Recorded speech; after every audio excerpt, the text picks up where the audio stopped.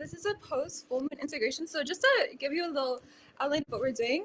Aloha, welcome. E komo mai. We're going to be just reading first from this Ano Lani Ano Honua to ground us in time because A'ana'i ka Ponahine was the Mahea Lani moon, which is the full moon in Aquarius, in tropical, and Capricorn sidereal. So I just wanted to read a little bit about what this is. This is by it's a spiritual guide to the Hawaiian lunar calendar by Kahu Wendell Kalani Kapuai Nui Silva. And it's really cool. It has like all the moon phases in it. And so you could see where we're at. There's also a calculator online, the Pomahina project. I could put it in the chat if anyone's curious about what phase they were born under. I was born under the Ole nights, which is like not, it's like Ole means like zero, like don't do anything. So I'm like wondering if that's a reason why my birth was so traumatic. But if anyone is curious, that is what it is. So the Mahea moon was last night, and just to ground in like a Hawaiian worldview, that moon is Mahea is a word for where, but it's also a word meaning hazy. So sometimes there's actually like on many Mahea moons, I've lost a lot of things because things go missing. Oh, hi, Drew! Oh my gosh! Hi! We're just grounding in time with this Hawaiian lunar calendar. And if folks are curious, this is the calculator to see if what lunar phase you're born under. If you want to put it in the chat, feel free. I'm really curious to see. But yeah, this was last night, Mahea Lani. Yay! I'm so stoked. Okay, everyone, Drew Empire, go check out his music. It's so good. He's such an amazing musician, and I'm so excited because we collaborated on a song that I've been just trying to, my last thing is I'm trying to find the ad libs like under your verse, and I keep trying new things, but I'm low-key feeling self-conscious. It's the last home stretch, but I've been like in the Mercury retrograde shadow period, I've just been like, okay, I'm gonna review this. But once it's out of the shadow, I feel like I don't want to put too much pressure on us to like get it released like right away. I feel like that pressure has been making me like freak out a little bit. But I just really just teasing that because that's like, yeah, it's a song about our AS, so I'm really excited to share it with folks eventually. Soon. But yeah, this is where we're at. Mahea Lani. Kaulana ko nani e Mahea Lani. The famous beauty of Mahea Lani. So Hawaiian lunar days start at the night. So this is like the day of Mahea Lani. It's a great day for diagnosing certain conditions. So kahuna, la'au, lapa'au practitioners would diagnose and see what kind of ma'i people are afflicted with, and they'd also call upon ancestral spirits of kupuna to help locate missing things, because things go missing sometimes in the Mahea Lani moon.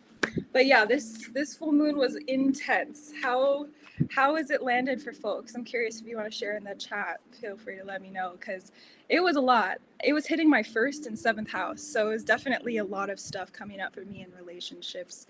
But I'm grateful to know that so we can track the cycle. So this is actually going to be like a bit of a translation practice. So I have some things I wanted to kind of be in practice of, like a onuhi, like a song that I feel like really highlights the themes that were present. And it's a song called 134340 by BTS, which is a song from the perspective of Pluto. And I think because the moon last night was conjunct Pluto and opposing the sun and Jupiter, I think that like that really intense tension is really exemplified by this song. But before we go into that, I do want to do like a little, oh, there's a manu, manukela. There's like a manu, I can see a bird. I love seeing birds. Okay, so this is my tarot deck, and I'm just gonna read a little, just pull a card for the collective. Okay, we've got the Empress. Let's go. Creativity, nurture, divine mother. I see this and I think of like Haumea. There's Papa Hanamoku, or Papa, who is like, can you guys hear me okay? I have like a flute going on, so just let me know. I hope you could hear me okay, but it's okay if, yeah. But anyways, this is the Ki'iaka, Papa Nuioleka, Papa Hanamoku. Papa Nuioleka and Papa Hanamoku is only one form of Haumea. Haumea is like, has over 400,000 forms, 8-fold forms. Haumea, in one of the first mo'olelo I learned of Haumea that's set in Kalihi Valley, Haumea is like well, shout out to Kalihi because that's where my ohana lives in Oahu, but she like multiplies her body at one point towards the end and like fights this whole battle with like 1,000 of her body. So she like multiplies her bodies into 1,000 wahine who like pelt kukui nuts at the enemies, and they win. So Haumea has a lot of forms. I think that like Papa Nui Oleka or Earth Mother is one of her forms, and I also have been kind of drifting away from like this notion of Earth Mother and kind of thinking about, well, what if like the earth is more of like a partner or like a companion or even a lover rather than just like this sole like maternal figure. And that's why I like Haumea, because we can think about Haumea in all these different ways. And in the chant, O Haumea Laua O Moi Moia Ali'i, Haumea gives birth to the eruptive forms. She gives birth to, before, like elements, atmospheric elements from her lolo, like Kaha'ula, etc., who's the akua of sensual vision dreams, like one of my favorite akua, because like, yum, okay. But then there's, you know, Pele Honuamea, Hi'iaka Ikapolio Pele, like the more, you know, well-known akua today that she gives birth to, but from different parts of her body. So I think that that's really interesting because it's like Haumea is not her children, but they were born from different aspects of herself. So I think about that as an artist in different ways that we can think about creative expression. Like that is something that we can channel from all different kinds of aspects of our body. Like what can we create with our hands? What could we create like with our vaha, like Kanehekili, who was born from the vaha, the mouth. You know, when we speak or when we sing or when we make music, those kinds of things. Oh, hi, Sonai! We're just going through, we did a little bit of grounding with the Mahina, which is Mahialani. And now we're kind of looking at tarot cards. The card today is the Empress. So I've been talking a little bit about Haumea, who's our creatrix akua, and like one of her forms, which is, Papa Nui Oleka. There's a one creation story that's O Haumea, or O Papa, Hanau, O Vakea. Of course, they would put Vakea first. Anyways, O Vakea Hanau Papa Hanau Moku, which is a creation story of the Hawaiian Islands, which is like Earth Mother, Sky Father. That's just one. I personally like the Kumulipo more. That's the creation story that I go with, because I also think we have to think about like, why did certain creation stories survive and other ones not? You know, like when the missionaries were coming in and really erasing so much of our history. That's just another conversation for another time, but I really associate the Empress with Haumea because Haumea births all kinds of aqua or elemental forms from different parts of her body. And Haumea is our creatrix aqua. So I really looked at this card and I see Haumea. And Haumea is really what I've been taught by Kumu, is the embodiment of potential, the embodiment of possibility. And Haumea also is like known in many mo'olelo and stories to like do like forms of divination. Like in the mo'olelo that I mentioned a little bit earlier in Kalihi, she was like Vakea basically is also in this mo'olelo, who's like the Sky Father, who like is our Mauna a Vakea in Mokuokeaver, Hawaii Island. He is basically like kidnapped because he wants to go like, you know, he's like, oh, I'm so ono for some, you know, maia. So he's like, oh, I'm gonna go, you know, see what kind of fruits are over in this mahela, in this forest. And then he goes and he gets they're like, oh, you're trespassing in this ahapua'a, like you broke the kapu, you're coming with us, like. So then Haumea is like, what happened? So she like looks. Yes, I am live on Substack. Oh, I don't know if I could be live on somewhere else, but I will look into that because I'm like, ooh, if it's possible, if you know any other options or any other places you think would be cool or pono or like exciting to go live, I'd be interested. I do have like a little YouTube channel that I've just been sharing video art and stuff on.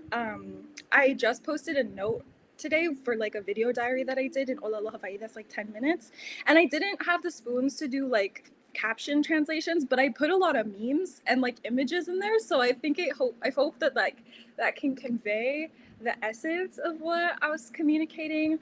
And I try to be like very expressive so people can like kind of get a sense of what the Olelo is, because yeah. This is also my first time going live, so thank you. I'm a little nervous, but thank you guys for joining. Hi. I'm like, wow. Thank you for sharing your time and space here with me. It means so much to me. And yeah, if you guys have any questions or if there's any things you want to see. Oh yeah. Oh my gosh, yeah. Oh yeah. RIP to my TikTok and Instagram. I deleted them. Well, I got back on Instagram once Jupiter like transited my ascendant because I was just like, like also kind of like the scarcity of like, do I need this stuff to really survive? But then I got on it and I saw that like I just saw some really messed up stuff on Meta and I was just like, okay, even though the AI update on Substack like really sucks, I'm also just like I've spent a lot of time and energy like just building Pilina with people here and like I really really like the people and like on this platform and like all of your work, like that's why I'm like, oh my gosh, thank you so much for joining, like Jalea, Sanai. Please let me know if I'm pronouncing your names correctly, because that's really important to me too, like names. I was just thinking of like writing stuff or talking more about this experience of name suppression that another Maori, or I'm Kanaka Maori, but a Maori creator on here, Kaya Matara, talks about, like, because I my whole life, like my own family never pronounced my name right, and so like I'm really really care about just making sure that people's names are, yay, mahalo, yay, jalea, yes. Oh, yay, I'm glad you're excited too. And yeah, so, okay, I have like a little flow, but you guys could feel free to let me know if you want to shift course, because I'm very much like, very collab centered. I do have an 8th house tropical sun, so collaborations are very important to me, and also 7th house stellium and tropical. But yeah, my name, so Mohala is a public facing name, but my like sacred name, well, the name that I feel like I want people to know on more of an intimate way like this is Noe. So yeah, Noe, Noe, Noe. Noe is a kind of mist, but it's not ehu. There's a lot of different kinds of mist in Hawaii.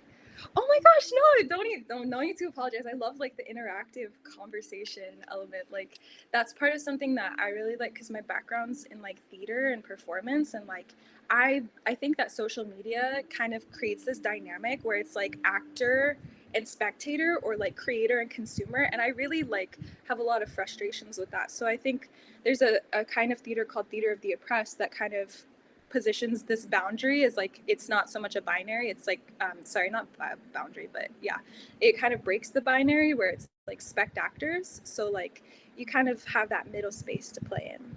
But yeah, Noah is a kind of descending mist that comes in the afternoon. And so where in the morning you have Ehu, which is like when the earth heats up, the water droplets rise and they evaporate into the atmosphere. That's like Ehu. But then in the afternoon or in the Winala, when the sun starts to descend, a lot of times there will be extra, it's a Lono process. So Lono is the akua of rain and other kinds of things. And Noah is the rain that, or the misty rain that kind of gathers water droplets and then brings it, it's a descending mist, so it comes down to earth. And I learned that really recently. And so, yeah, but my whole life, actually, my family called me Noe, which I learned that Noi in Olelo, Hawaii is like when you ask somebody for something or when you petition someone for something. And that just really like hurt my soul because I was like, whoa, like, but my whole life, everybody just needed so much from me, like in my family. You know, I was like the parentified child, the eldest daughter. So like reclaiming that and like being like, yes, Noe. I've thought about going by Noe on Substack more publicly, but sometimes I still feel a little scared. Maybe because I'm scared. I don't know. But y'all let me know what you think. Thank you for listening and witnessing my name and for sharing yours with me too. If you guys have stories about your names too, I would love to hear them. Yeah, this kind of like, this is like, I feel like the energy that's kind of here. This is also a Venus symbol. So I guess I would also connect this card to Laka. I have an essay that I wrote that I think I might have scheduled for today about Venus. Thanks for listening, Drew. Mahalo piha. And yeah, it's about my kind of interpretation or re-indigenization of Venus through the akua of Laka and Kapo, because in this Mo'olelo from Kamehameha Publishing, they talk about Laka and Kapo. Laka is an akua who's really associated like with plants. Laka is like the embodiment of plants, because this is a thing about Hawaiian spirituality and religion, is that our gods are like elemental forms. So Kane is like fresh water and sunlight. Haumea is like I said, the possibility. That's why I feel like she's the creatrix akua, or they're the creatrix akua. My kumu Havani Rios did say that Haumea is like Mahu, because Mahu are like always transforming and like are very ho'opa ha'o, and Aiwaiva is like a kind of mysterious thing, that like a mystere, or this this sort of incomprehensible, this kind of essence that you can't really communicate in words, but that is felt, is kind of like in the chant, Haumea Kinopa Ha'oha'o is Haumea Nui Ai Vaiva. Ai Vaiva is like, whoa. It's just like, if you can't explain anything, and if it's just like, whoa, that's like the word I'll use is Ai Vaiva. But yeah, in Alice Barkley Catt's post-colonial astrology, she talks about how or they talk about ACE, Alice Barkley Catt. Highly recommend, because I'll be reading a little bit from this one article that they wrote on their blog. They said that Venus, historically, the etymology of Venus has like two forms, because there's a lot of myths that come from Venus's cycle in the planetary, celestial kilolani, va, is like Venus has an evening phase and then a morning star phase, because Venus will like pass through the sun by inferior conjunction and then it will kind of disappear. So it looks like the planet Venus is like a bright star, bright planet, and then it disappears in the night and then it returns in the day. So a lot of cultures over time have created this sort of dual mythology of Venus, where Venus is like there's like two sides to Venus. So similar to that, Laka and Kapol are two different deities that are like still kind of like, they're Kino Papalua is what we would say in Olelo Hawaii. They have multiple forms, which a lot of our akua do. But in the case of Laka and Kapol, Laka is like very, in the chant, it's a Laka, pu veo e laka I ka leo, e laka I ka loa'a, e laka I ka maikai, e laka I ka vai, e laka of all that is good, laka of the voice, laka of, all that is abundant, laka, my kumu told me that we call on laka to soften our lessons. So, if there's something that's, I think, very much needed with these really intense transits, Laka really softens those lessons for us. So I think about that with Laka as well. Okay, so let's see. I had my little flute going, and I really like that vibe, because it's just really, it's the, what is it? Ohe Hanu Ihu is the Hawaiian nose flute. We would play flutes with our noses. I had a Mahu friends who helped me, I tried to play on their flute. But I mean, she's pretty skilled with it because she had it since she was a keiki. But I was like, it is hard. Maybe because I have a deviated septum too. Like my nose is just, it doesn't have that same kind of, I'd have to real practice. But the last conversation I had with my uncle, he sent me information on our mo'oku al because I was just asking a little more. And he was like, now I'm gallivanting in the forest to the sound of the Onehanu Ihu, the Hawaiian nose flute. I was like, that is such a like, just a vai exit, you know what I'm saying? And so, yeah, every time I think about him, or I just like feel his spirit, I'm like, okay, uncle, I get you. Like, I could just see him doing that. He was so kolohe. One little side story about my uncle, he worked for, what is it? Like they filmed Jurassic Park in Oahu, and now they have like in the Ko'olau Mountains. So now they have like they have this tourist attraction there, and my uncle worked there when he went back to Hawaii for college. And he accidentally left the gate open because there's all these cows, and he accidentally left the gate open when he was leaving. And so he got back home after that, and he saw on the news like hundreds of cows in the streets of Oahu, like running rampant, and he was like, oh shit, bro, that's my bad. Oh, and I didn't know that till after he passed away last year. My auntie told me that story. I was like, that is so hilarious, because that's so my uncle. He was so funny like that. But yeah, so I think about Laka and Kapol like that. Like, that's really Laka. Like, Laka, like that, Laka softens that lesson. Like, my uncle, I didn't get in trouble. He was just like, oh my gosh. And it was just a funny moment. But Kapol, on the other hand, Kapol is like, in the chant that I brought up a little earlier, Haumea Laua o Moe Moea Ali'i, Kapol is born from the knees, Kapol Ula Kina'u, and then Kapol Kohelele, which I'll share about them more in the essay in depth, because there's a story that goes with Kapol Kohelele. And that story talks about this. I know this is going to be a little, just a content trigger warning for sexual violence.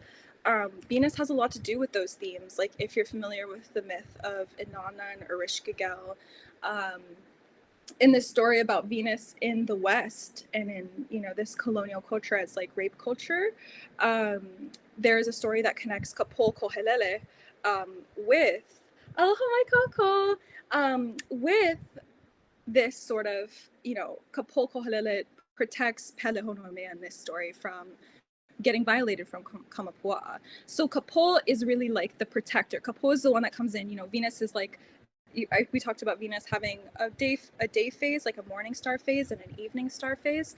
That dual kind of polarity inspires the cultural stories about Venus, which I feel like Hawaiians have with Kapol and Laka, because there are stories where like Laka is not just the plants, right? She's also the deity of hula. So we chant to Laka when we need inspiration for hula. Like before this live, I was lifting this pule, this chant from Kahonua Ola, which is this book over here.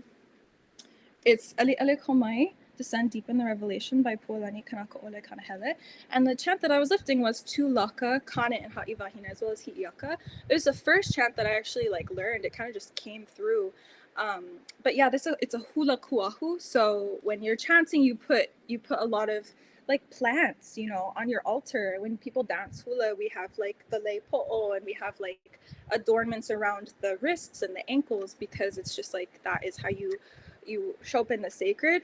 And so Laka is that benevolence. But then also if there's a kapu that's broken, or if, you know, back when the kapu system was a foundational part of Hawaiian society and structured, you know, a religion, prevented resource extraction, you know, kept things in balance basically from the pilina between Kanaka and, you know, the Akua, also within each other, but within also like society as a whole and how we relate to the natural world, what we would say in English, or our aina. And so, yeah, so I really think about this card, and I think about Kapo and Laka, but Kapo and Laka are also, right, because in that chant, Haumea is the, you know, embodiment of that possibility and potential that led to, you know, Kapo and also Laka. Laka, you know, is sometimes said to be a part of a little bit of a different genealogy than Haumea, but they are all kind of, you know, in this same ecosystem of Hawaiian ways of being. Aloha mai kako, mahalo pio for joining. So yeah, this is what we're doing. We just first grounded with this book, which is Anolani Anohonyo, which is full moon integration. It was the Mahealani moon last night. And so today's like Kala Mahealani, because I think about it like when it's nighttime, that's when Mahealani starts. The night is when the Hawaiian day starts. So last night was Mahealani, so that energy is kind of carrying over. We had the full moon in Aquarius and in tropical, and then sidereal Capricorn making an opposition with the sun in Leo or Cancer, with Jupiter involved on that side, and then this side with Pluto. So yeah, Mahealani, if anybody lost anything, that is something that Mahealani moon is kind of known for, is like misplacing things. I know I misplaced something and I've been looking for it, so I've missed it. I'm like, okay, calling upon the kupuna to see where things could have been. But it's also a great day to look internally and diagnose or understand the source of certain ma'i or sicknesses. So yeah, this is a card for today. And then we went through Venus, Laka, and Kapol, kind of re-indigenizing this Venus archetype, but also connecting to the different phases of Venus.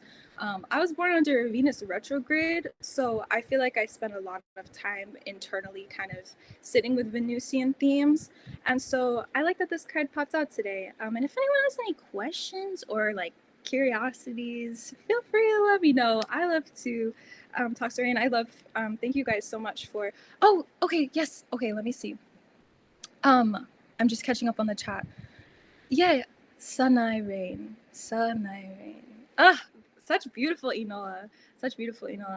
Yeah, and so my public facing name is Mohala, but my Inoa is Noe, which is kind of missed. Noe. And yeah, so I'm really resonating with the Venusian themes. I also have a 9th house Venus, so I really love to connect, and I value these aspects of our culture a lot. So what I was thinking of doing next, and you guys can let me know what you think, but I was thinking of, we usually start with protocol in different ways. I'll like find it if people are curious, because these are 2 chants that are like Noah.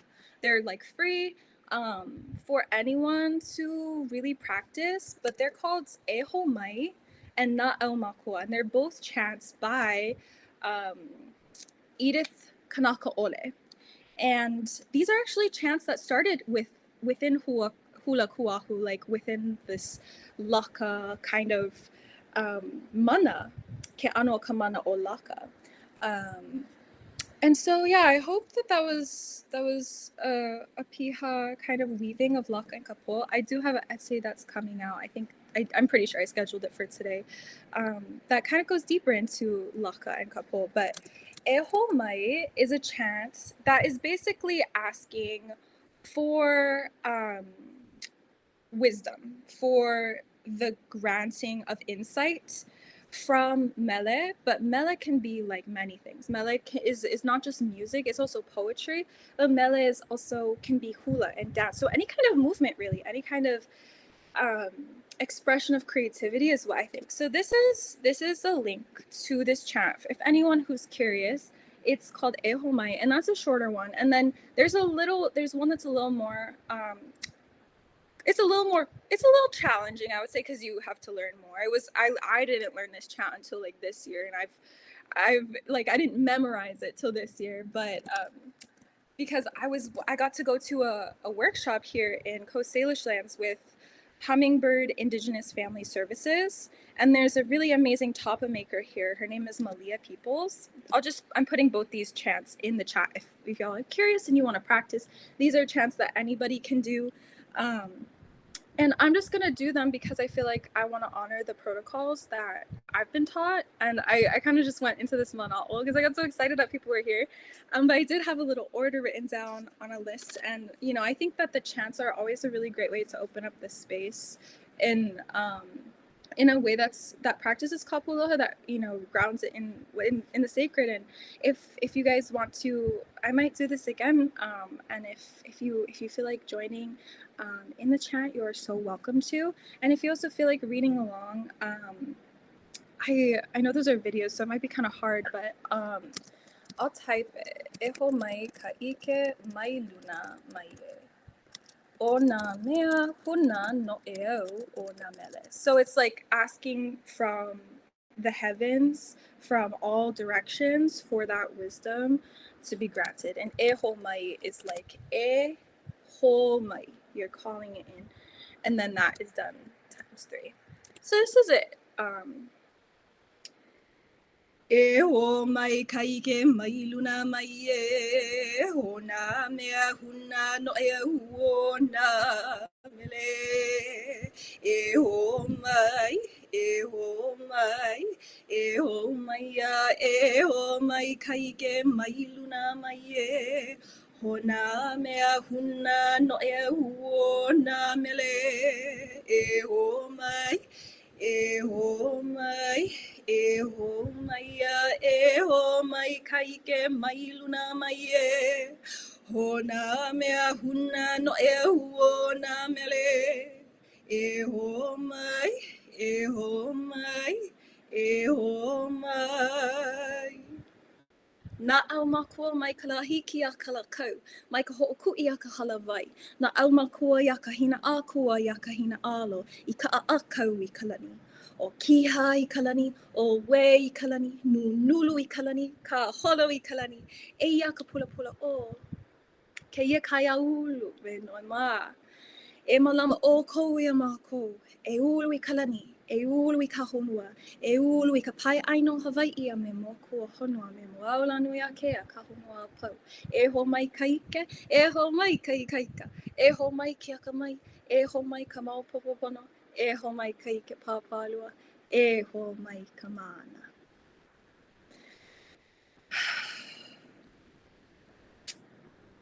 Mahalo no kako, mahalo no.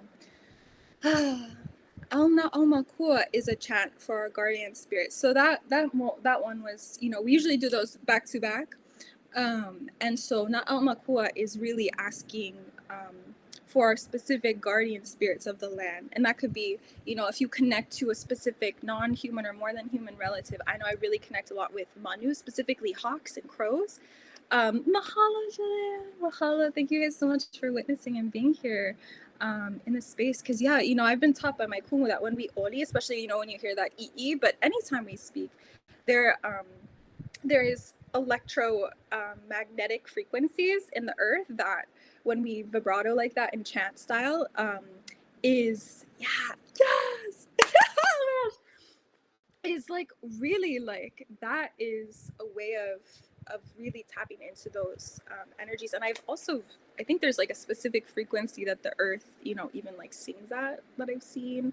I don't know exactly the of that. I know it's like kind of a Western way of looking at it that I was like looking at when I was kind of interested in like, I wonder what other perspectives there are on that. And yeah, I really do believe that. And I really do believe that like the resonance of our leo is, that's what my kumo taught me, is like our mana is in our leo, like our voice, and however we share that, because there's so many ways of sharing that, even like with things like gesture, hula, ASL, or sign, drawing, like, oh my gosh, please post like please shout out to Sanai and their amazing art and portraits. Like, oh my gosh. I actually was super inspired by your portraits, and I did like this portrait yesterday.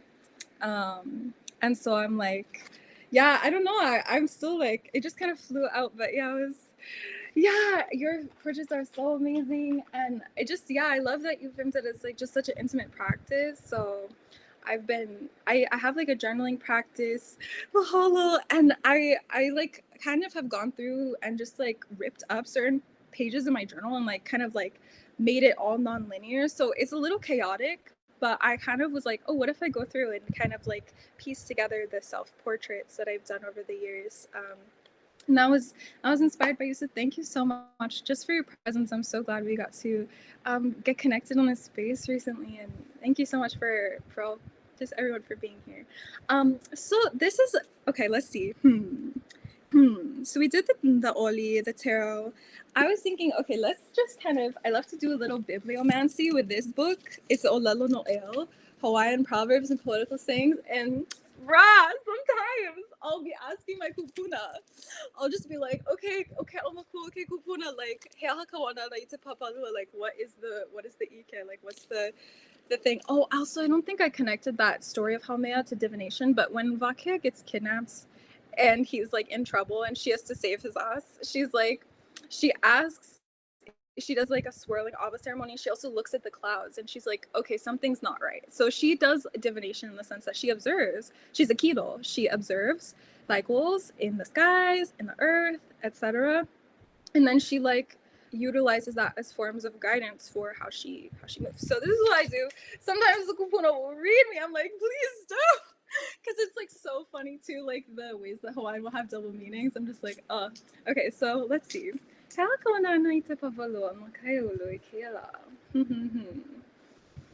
Okay.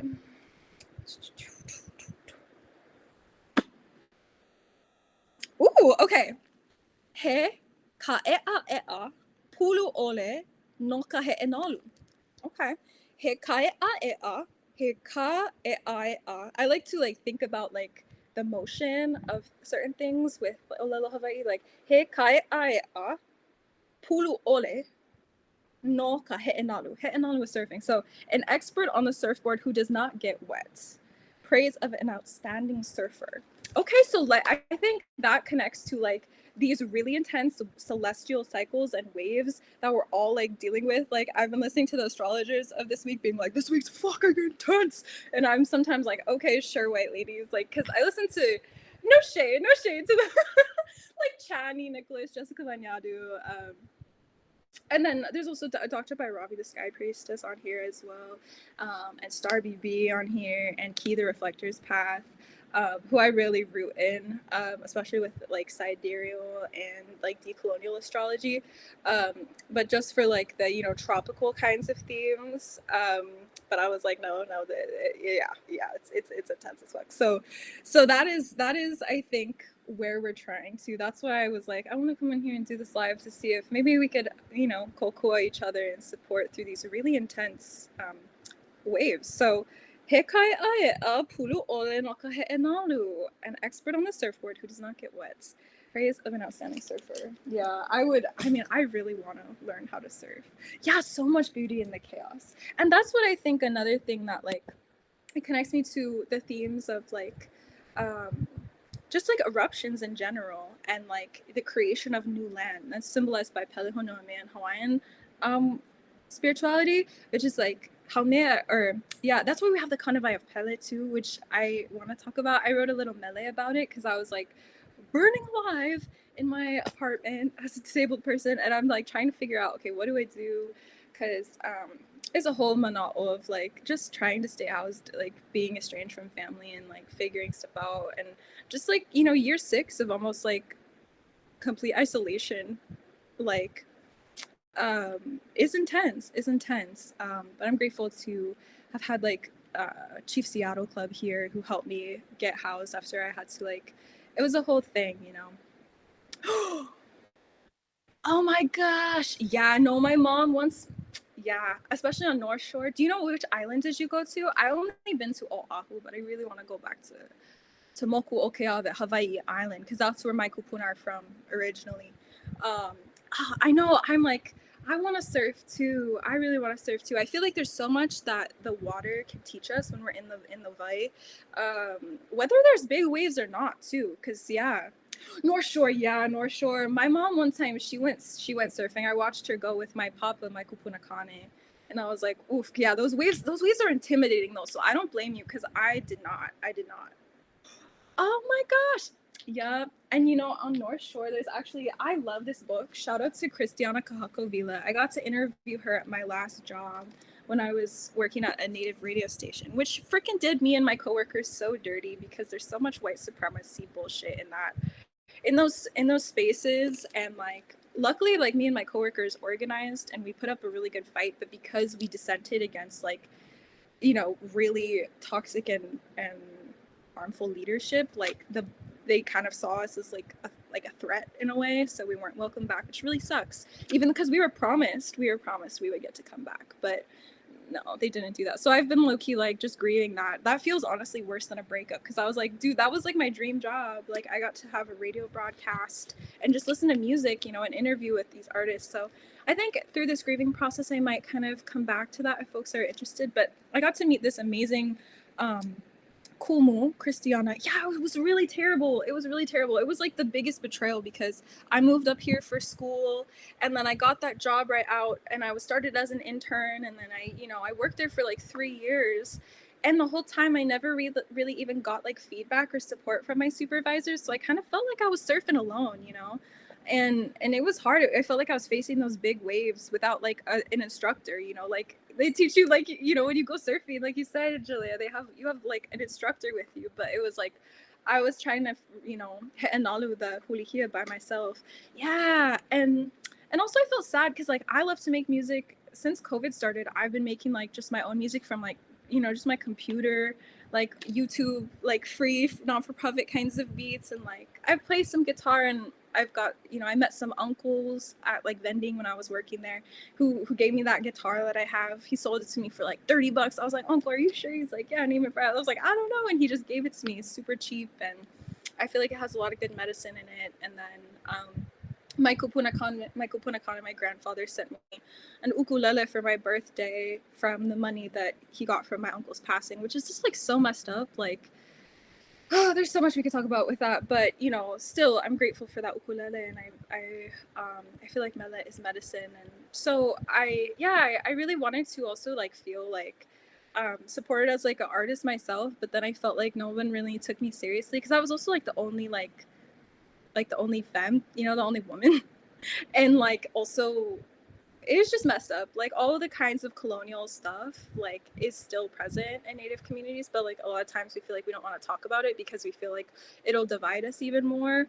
But I think that it's actually really important to do that because I mean, like, otherwise stuff like this happens. And I felt, yeah, that's why I was like, I'm gonna leave. I'm not gonna stay here. Like I need to get out. I need to go live with my auntie. But again, that'd be really hard because I'd have to stay in a house with like so many people and none of them take COVID protocols. And like, I was thinking of going back to grad school, Manoa, but like, it's just messed up. Like, why would I like pay money and put myself in more debt to like access my people's culture when like I can do that like and practice it in these ways.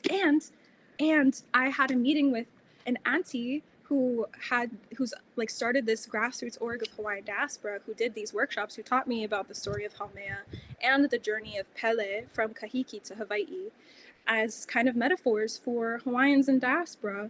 So there's like a grassroots Hawaiian diaspora movement, and they've been actually looking to start a podcast. And I was like, hey, Auntie, like I have this experience, and I just had a meeting with her, and she's like, I've been looking for I've just like the right person will come along. And I feel like with Jupiter transiting my ascendant, I was like, oh shit. And it took me like a week because I'm autistic. And I was like, I had this meeting and I was still like hyper focused on like, I just gotta get the fuck out. Like, you know, I've been so betrayed by this Ori, and like, you know, like just kind of in my grief. But then I was like, wait, like this full moon, I was like, hold up, like I could actually, like, there's a lot here. Like I mentioned, I got to do this weaving workshop where I made that with an auntie from Molokai who came as part of Malia Peoples. And I also got to make tapa. I'll actually go get it and show you guys. But after that, my ascendant is Leo in tropical, and then Cancer in sidereal. Yeah. Sometimes I'm like, I have like some beef with my Leo rising a lot of times. I think because like, I don't know, maybe because I'm also like very Pisces. So sometimes I'm just like, I just want to be like a diffuse nebula and like, roar. But then my Leo rising is like, roar. So yeah. Yeah, but you know, I did get to meet a lot of people here, and this book is so cute because they have like the school is in North Shore, and there's like more experiences I got to learn about the land. This is like a youth book. Christiana also has another book called This Is Paradise. So she's a short story writer, and our conversations really inspired me, and I've just been in contact with her into it here and there since. But yeah, this book is so cute. This character, she gets like this gift from her umeke bowl, which is like a family mana heirloom, and like she's like, because she loses her best friend. And I was like, low-key, this book, I emailed Christiana, I was like, this book told me that I needed to actually stay, because this whole time she's like, I need to get out of Hawaii, like my friend, your son is Leo tropical and Cancer. Oh my gosh, the fact that we have a son like that, sun and ascendant. Okay, I love that. I've always loved like Leo sons, because I'm just like, you like naturally embody these qualities that I feel like very, very motivated to like, just like experience. And I just love that. I love that. Oh my gosh, that is amazing. And also feel free to let me know, how was this full moon for you guys? Like, how was this full moon for Oko? Like, because, and this week too, like all the transits leading up, because yeah, it has been intense. But like, just to give a little, like, wrapping up this book, like this is her BFF and this is her new BFF, and like basically like she goes to diaspora, and she like, you know, her dad moved to Arizona, and so she like goes to the summer, and like there's this other girl that has a crush on him, but they're just like BFFs. And then he kind of has a new group of friends, and he kind of just stops talking to her. So she's like, fine, like I'm just gonna leave.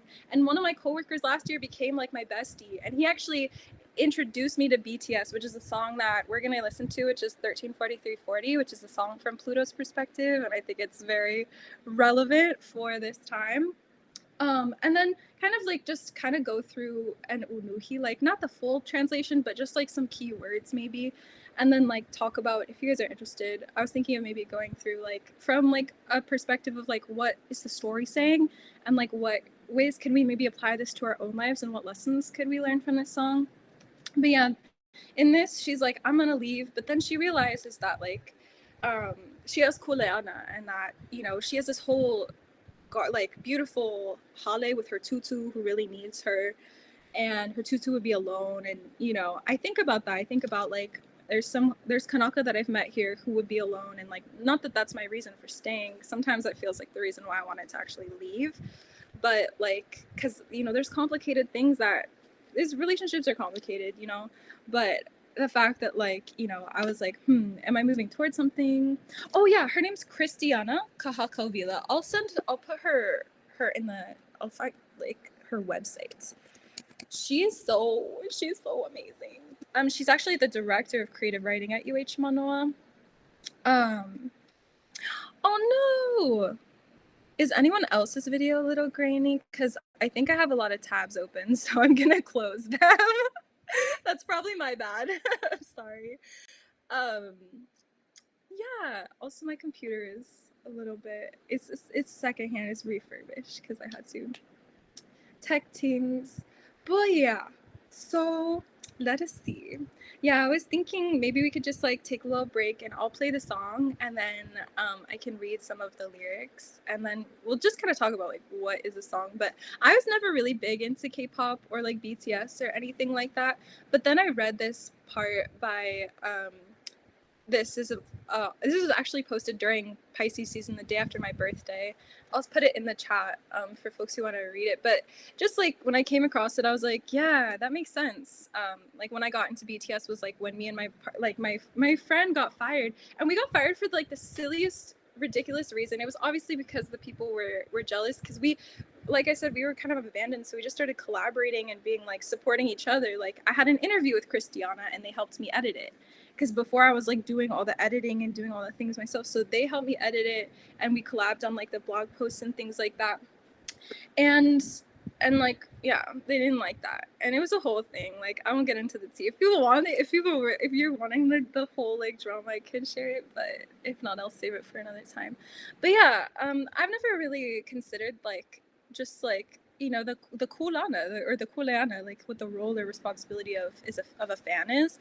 And they said almost every single BTS fan I know got into BTS because of some experience of grief. I don't think too many outsiders know about this particular aspect of ARMY. There's another thing too, like I don't really support K-pop like that because of all of the corporate and like Zionists and capitalist imperialist colonial ties. I do think that BTS, when I did get to listen to their music, especially this song, the song's been like kind of the only song I really listen to. I just find myself returning to because it also reminds me a lot of my experience with my mom, which we could get into. But like, yeah, they're about grief. Their songs and like, they talk about they talk about like ARMY, like fans of BTS that are in Gaza and that are in Palestine, because they wrote this in March 15th, 2024. So this was like right after the escalation of the genocide was happening. And so yeah, I won't read it all, but it's there for folks who want to listen. And I just like, yeah, like thinking about okay, I'll read this part about just, still the bombing hasn't stopped. ARMY has been talking about the killing of Fatima Ghalib Mansour recently. Fatima, who was killed in an Israeli airstrike with her family, was an ARMY who loved art. She had gotten her friend into BTS so that they could enjoy it together. How many of us got into BTS because of a friend, because we wanted to share their joy and love? And that's really how I got into BTS, because my friend was so into it.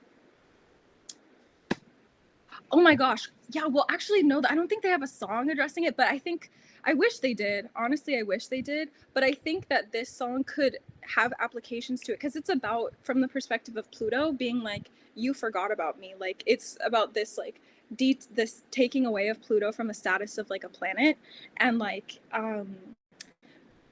this act of forgetting, like Pluto's like, oh, you have like this other lover, this other like heiress, this other kind of celestial body who's like very similar in size to Pluto.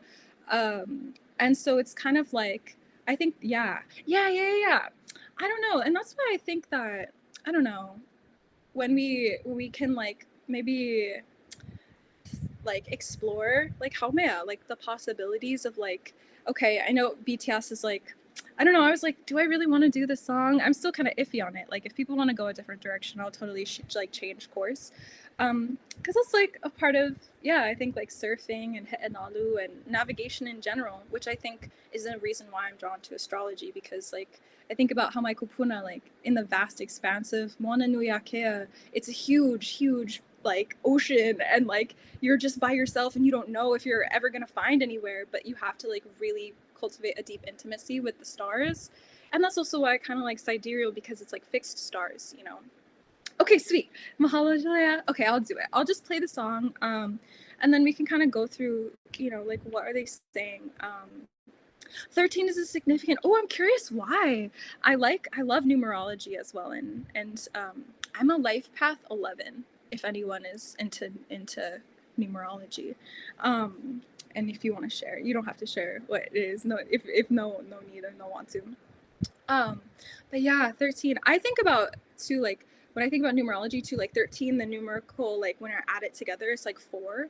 And I think about four, like the kapai ma huma, like four is a stable number, and then 13 too, like yeah, I'd love to hear if you want to share, but no pressure, no pressure. I'm glad. Thank you so much for sharing. Life at 22. Okay. Oh my gosh. Whoa. Whoa. I could feel it. I could feel it. I can't even lie. I could feel it. Yeah, that makes sense. I feel like isn't Dochi also Life Path 22? No, I feel you. I feel you. Yeah, no, I feel like I do too. I have OCD kind of like things, especially with my health, low key. Like I will think about those things like a lot. Oh my gosh, yes, yes, yes. Yeah, and oh, I think that there's something so comforting and like so, beautiful about the ability to see patterns and to like, numbers have like they have spiritual resonance. Like they are they hold like like literal value. If we're talking about math, I don't really know math like that, but like yes, I'm with you. Like almost every time I'm out, like driving or like seeing the sites or seeing cars, I will like kind of like look towards license plates and kind of like see what the patterns are. And yeah, I feel like that's definitely part of my like just like finding meaning is so important. Maybe that's like my Sagittarius Scorpio energy coming soon. Yeah, yeah, I'd love to hear too about Life Path 22. But while we do that, I'll just play the song and then I'm gonna drink some Inufai.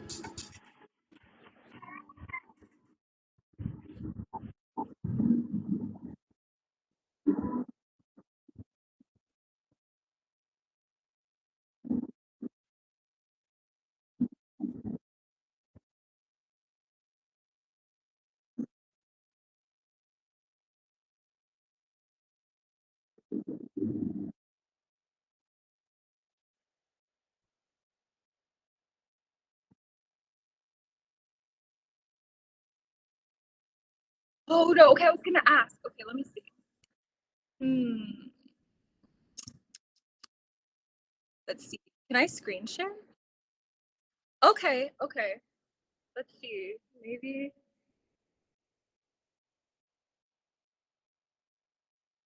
Okay, hold on. I'm gonna pause it. Can you guys see this? How's the audio coming for other folks? Is it? I'm gonna see what audio settings. Okay, wait. MacBook Air microphone. I don't know. Maybe I should. Is it coming in like quiet or is it like distorted? Let's see. Let's see. Am I screen sharing or no? I'm sorry. I'm so like. Okay, wait. Allowed to share. Allowed to share window. Let's see. Okay, choose to share. I think I want to share this. Can you see this? Oh my gosh. I'm so okay, it was muffled. It was muffled. Oh, okay, okay. Well, maybe the song is just like because it's kind of hard. But let's see. Maybe I'll save that for like something like an essay. No screen share currently. Okay. I'll figure out the technical things another time because this is my first time going live. But I'm curious if anyone else. Let's see what else I had. Yeah, there's like I was gonna do a unuhi, but maybe that could be like for another time. But I think that overall this song is kind of just about this notion of like forgetting and oh yeah, of course. Let me put it in the chat so folks can listen. Yeah. We can if we want to go down that route too and still kind of listen to this unuhi, like feel free to let me know like what are you guys feeling? Do you have the time and space for that? Do you want to kind of wrap it up now? I'm open to like really anything. I was just thinking like this song reminds me of this notion of like the importance of remembering and um yeah, like I guess Pluto as a planet is just very I don't know. What do you guys think of Pluto? What did you guys think of this whole configuration or how did it feel for you? I know I was feeling a lot of stuff come up for me in relationships because it's on my first and seventh house. So a lot of like scripts kind of coming back up with like these power dynamics. A lot of times like with people who are in cis heteronormative like couple relationships, um, and I like my presence kind of sometimes in these configurations when I come in. Not always. Like there's people who like have the ability to kind of like have those boundaries and like respect that like I'm kind of approaching things as like collaborative, but sometimes with patriarchy um, in my position, I wrote a song kind of about these patterns of like being cast as like la malinche, or like this kind of like this untrustworthy kind of figure that people think is always trying to be like raw, kind of like yeah, like the power struggles that come with that, and like how I feel like that sometimes affects um my ability to be like seen in relationships, because I think, you know, there's a paradox with Hawaiians where we're more visible than a lot of indigenous peoples here in the so-called US. But it also comes with like this very flattening and this hollowing out of our culture and of our people, um, with like just like aloha. And that is something that I think when I stop performing aloha, um, it's like people don't, I think, recognize that like, oh, you know, there's other aspects of being Hawaiian than just aloha, and like the eruptions like we were talking about and all the kind of things. So that's like a theme that's been coming up for me, and like learning to just kind of let go and being like, okay, like maybe that's not my responsibility to like you know, hold myself to this like this position of being like a catalyst in sometimes in people's lives. Like I'm just me, and I don't have to feel like I'm overly responsible for the things that other people are going through in their relationships, even if they might project it onto me, because I have Lilith in the 7th house. um, so that has happened to me a lot. I've had like friends and astrologers tell me like if you have Lilith in the 7th house, sometimes you're involved in like trio situations as like the other person, or like you embody this sort of sovereign figure in relationships that kind of disrupts patriarchal um, patriarchal dynamics. So yeah, and just being like, frick that.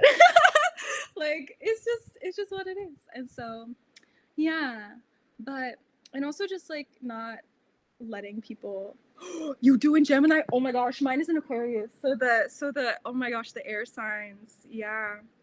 Yeah. I feel like there's like I like that because that placement, being able to have that like kind of intellectual, I guess like not fully detachment, but like that perspective that allows you to kind of like examine it. I feel like in Gemini I like that.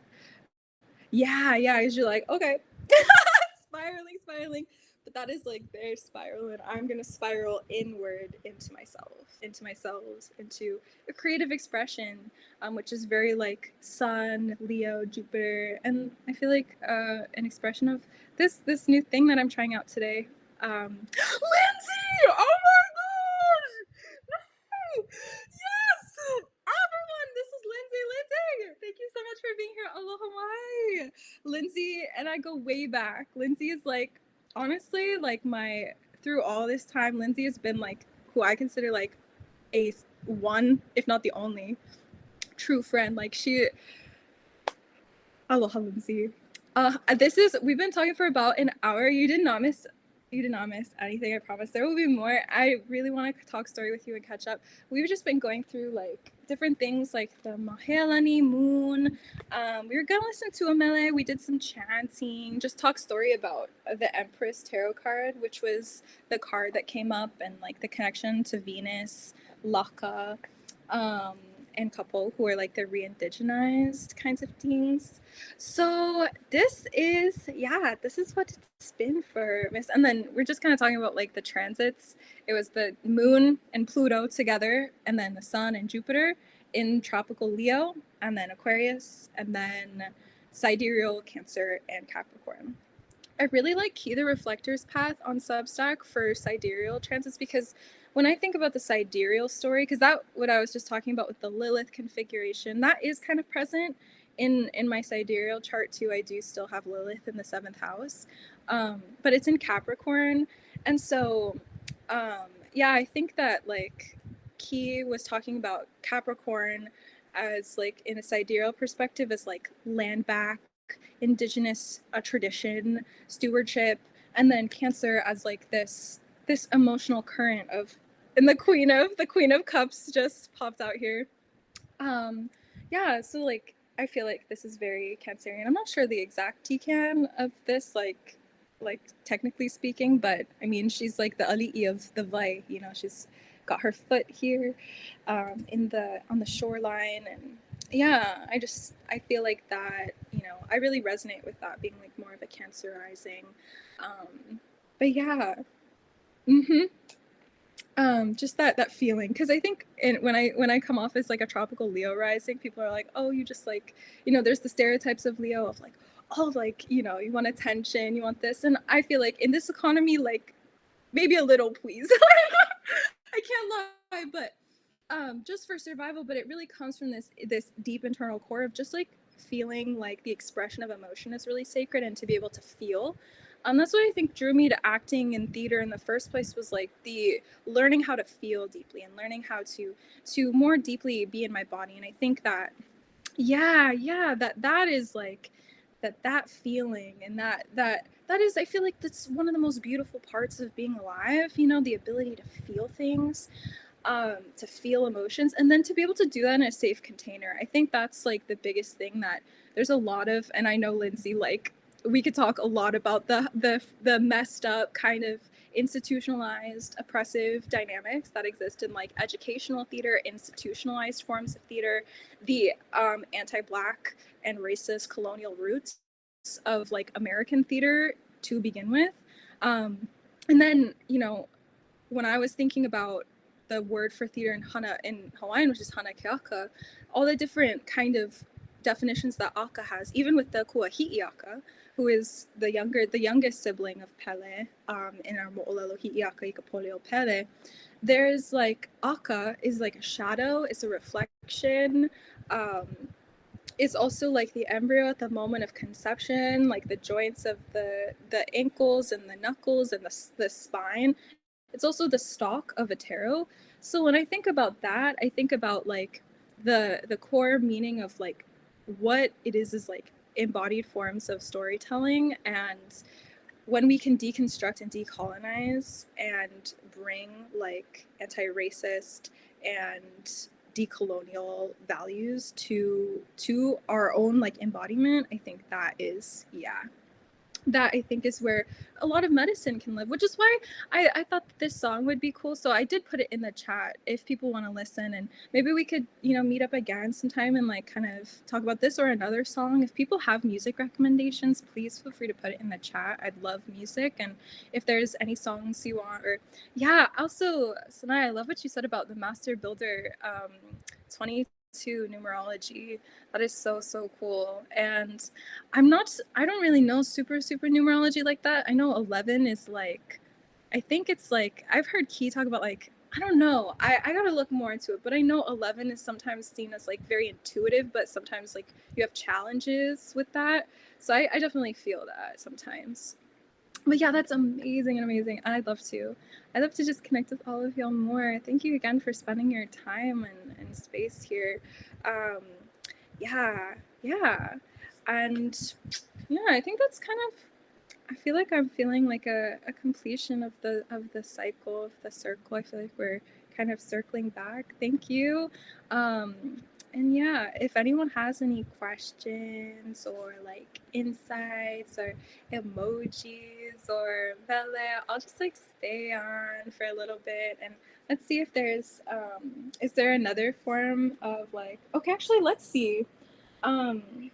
I talked about the BTS song, but I do want to figure out like what kind of word. Thank you so much for being here. I want to, let's see, I'll find a word to just leave us with. Let's see. Because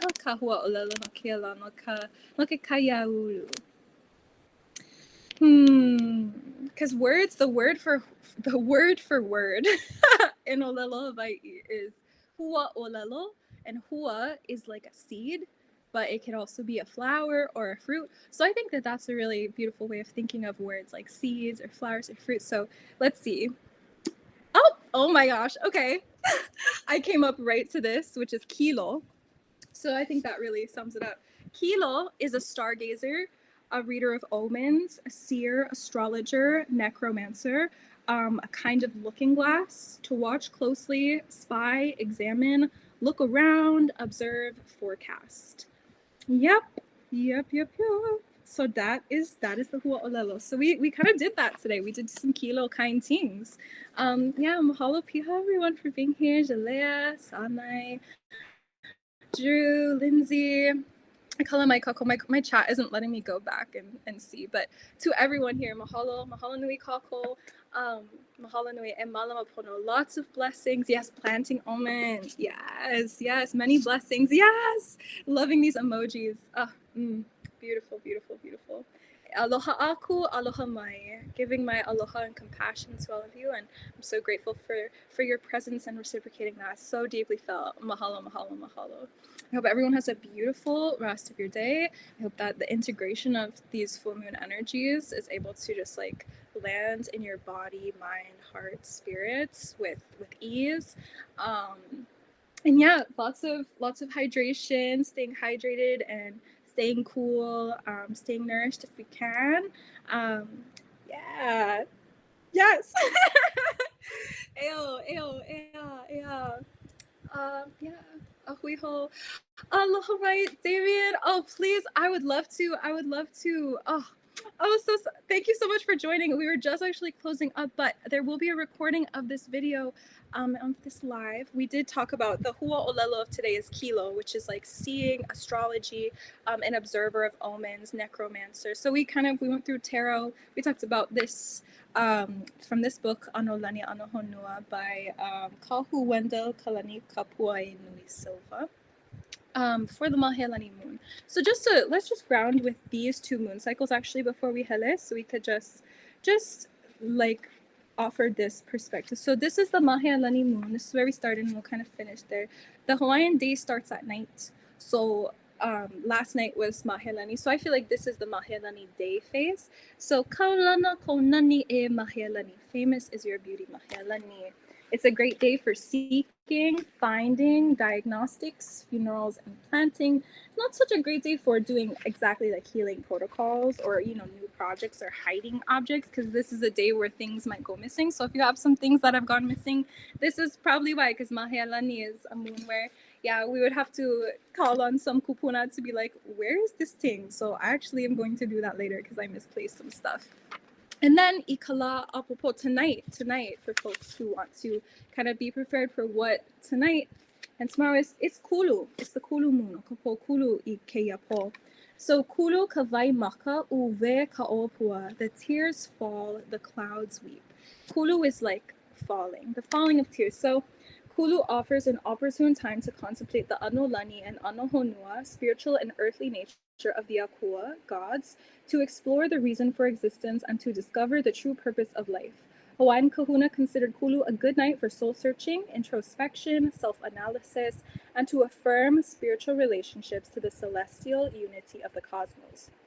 Early Hawaiians traditionally observe kulu as a day to give thanks for the everyday blessings life brings and to acknowledge the benevolent gifts of the divine akua, gods who are also elemental forms. So vai, our water, our air, our earth, those are all forms of akua. And let's see. I Kawakahiko, in the ancient times, it was customarily the day when the first fruits of the season were gathered and placed as alana, Thanksgiving offerings on the altars of Hawaiian akua.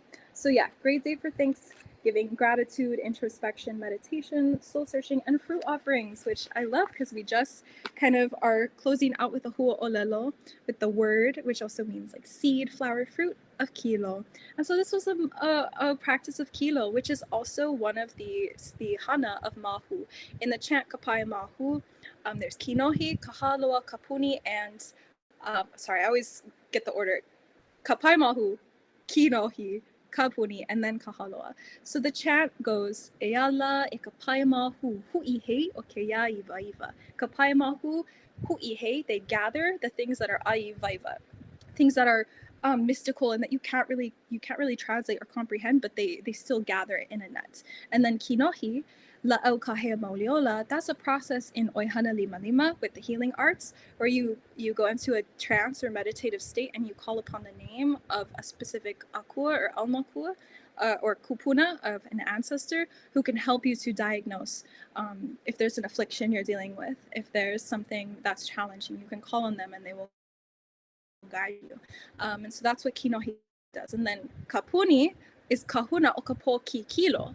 Kilo, ki Kilo, Kahuni is a priest or priestess of Kilo kind things. So they do a lot of things like astrology, looking at cycles of time, and understanding them. And Kapuni's name, Kapuni is like affection. So there's a deep like sense of joy that comes with that, which I definitely feel.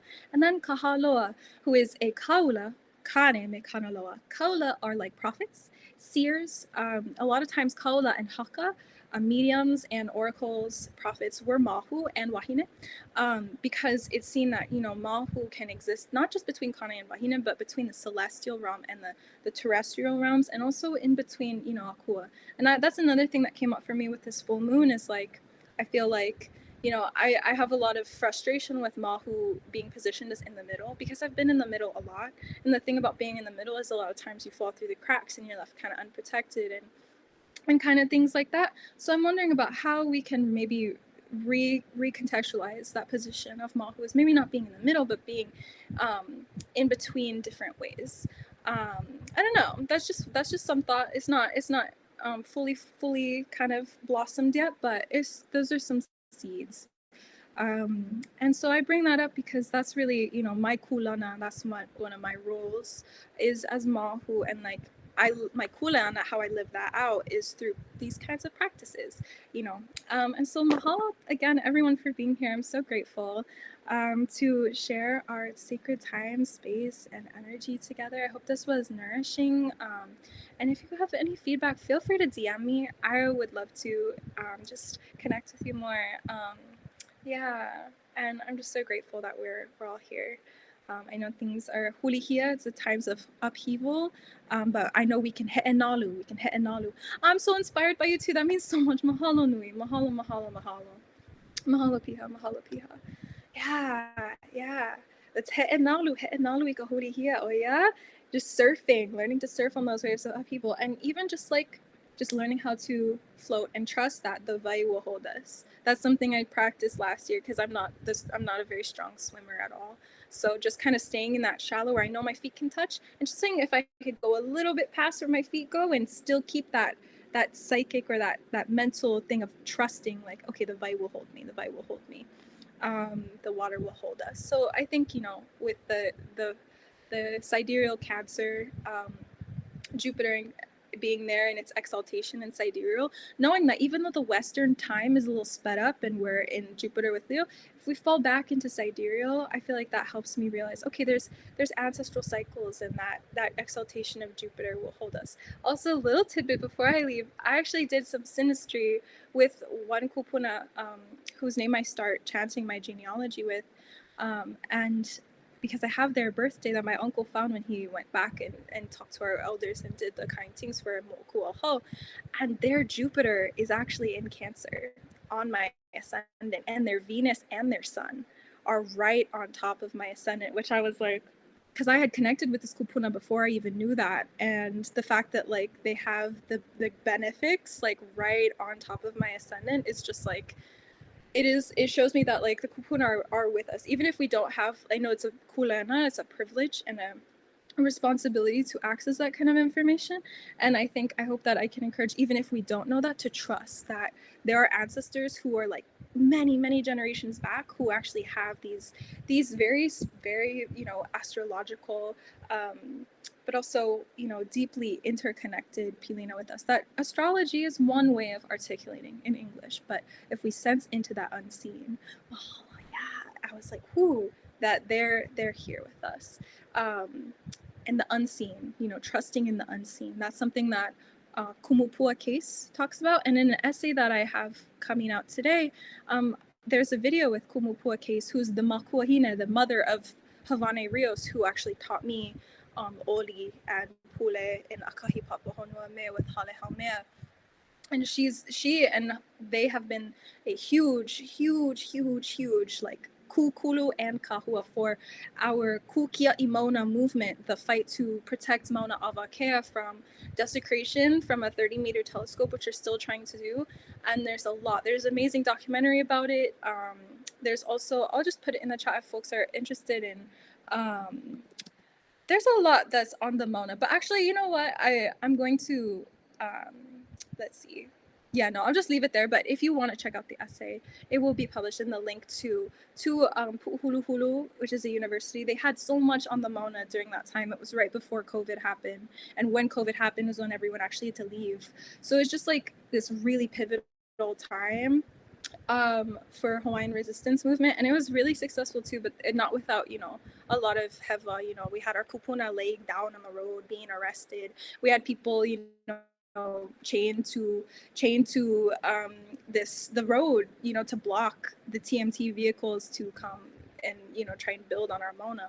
But every day we had those protocols, like we started today with the chants. And so next time I do this, I will be just starting with a chant, and if folks want to, again, those chants are e ho mai. I'll put them again, and na au makua, so anybody can do these chants. And so I'll just put them there if you want to. They're free on YouTube, and I did put them earlier in the chat. If newer folks who joined want to, if you do have access, I don't know if you do. This is my first time going live, but those are the two chants. So I think, yeah, you know, words have power, and when they shape in our soma, I think, you know, that is a gift that Hawaii, I feel like, can give to everyone, and is our ea, is to help us remember our ea, our breath, our life, our air, and our embodied sovereignty. They're all connected in our ea. And when we oli, when we chant, when we pray, you know, when we just are communicating and expressing ourselves, moving our ea in all kinds of ways. Actually, we'll leave this here. I know this is like a long ass-winded conclusion, but this is from the book Remembering Our Intimacies by Jamaica Heoli Mele Kalani Osorian. This is a note I have hung up by my bed. It says, we must move our ea through oli, dance, writing, art, reading, acting, and creating in order to live sovereign. We must also move our ea through our pilina with each other, our relational intimacies with each other. So yeah, and then Goodyear, Noelani Goodyear Ka'opua and Hanani Kitras remind us that our arts and cultures are not just political, but the ea and life that sustain us. Interpersonal accountabilities and possibilities for pleasure are at the pico, the center, the umbilical of our relationship to our communities and our aina, to our lands. So yeah, I'll leave us with that. Mahalo piha ha'ina mai. That was like the ha'ina mai kapuana. In Olelo Hawaii Mele, there's always like every song ends the same, which is like ha'ina mai. Remember this is the core of the song. And so that will be like our kind of ha'ina mai kapuana of today. It's just moving our ea. So however we can move our ea, and remember ole kawai, water is life. Staying hydrated, all the kind of things. Again, mahalo everyone. Jalea, Damien, Sunny, Lindsay, Drew, everyone. Thank you so much for being here. And we hope until next time, I hope everyone has a beautiful rest of your day. Malama pono.